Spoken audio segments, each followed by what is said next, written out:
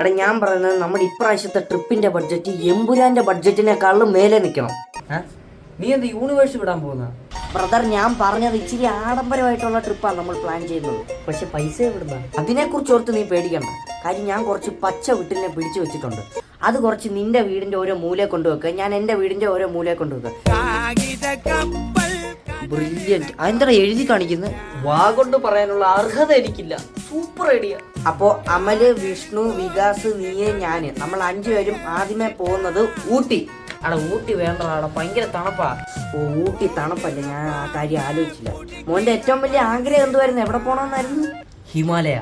ഹിമാലയ. അവിടെ പിന്നെ മഞ്ഞല്ലല്ലോ, കല്ലുപ്പാണല്ലോ വെതറിയിട്ടേക്കുന്നത്. റാസ്കൽ, ഞാൻ നിനക്കൊരു സ്വെറ്ററും 2 രാസനാദിപ്പൊടിയും വാങ്ങിച്ചു തരും. മര്യാദയ്ക്ക് ഊട്ടി വന്നോണം, ഫിക്സ്. ഊട്ടിയെങ്കിൽ ഊട്ടി. അത് കഴിഞ്ഞ് നമ്മൾ എങ്ങോട്ടാ പോകുന്നത്? ഊട്ടി കഴിഞ്ഞ് നമ്മൾ നേരെ മൈസൂരിലേക്ക് ഒരു വിനോദയാത്ര. മൈസൂരിൽ എന്തോടെ ഇത്ര കാണാനുള്ള? അതെ, അവിടെ എന്തൊക്കെയാ ഉള്ളതെന്ന് നമുക്കറിയത്തില്ല. അപ്പൊ അത് കാണാൻ വേണ്ടി നമ്മൾ പോകുന്നു. എന്നിട്ട് അങ്ങനെ ടോട്ടൽ ദിവസം കാൽക്കുലേറ്റ് ചെയ്യുമ്പോൾ 5 ദിവസം. പിന്നെ ബഡ്ജറ്റിന്റെ കാര്യം അത് ഞാൻ ഗ്രൂപ്പിൽ ഒരു 10 മിനിറ്റ് കഴിഞ്ഞിടാം. ഓക്കെ?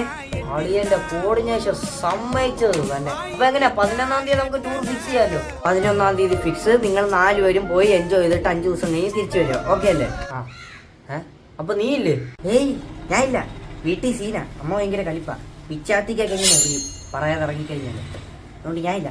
അയ്യേ, നീയല്ലോടെ കുറച്ചു മുമ്പ് നമ്മുടെ ടൂറിന്റെ കാര്യമൊക്കെ കോർഡിനേറ്റ് ചെയ്ത്. അതെ, അത് ഞാൻ തന്നെ. ഞാൻ ഇന്ന് ഇറങ്ങിയേക്കോ കേട്ടോ. അമ്മ വീട്ടിൽ നിന്ന് 10 മിനിറ്റ് ടൈമർ സെറ്റ് ചെയ്തിട്ട് തന്നെ വിട്ടെ. ഇപ്പം 45 സെക്കൻഡും കൂടെ ഉള്ളു. പോവാ.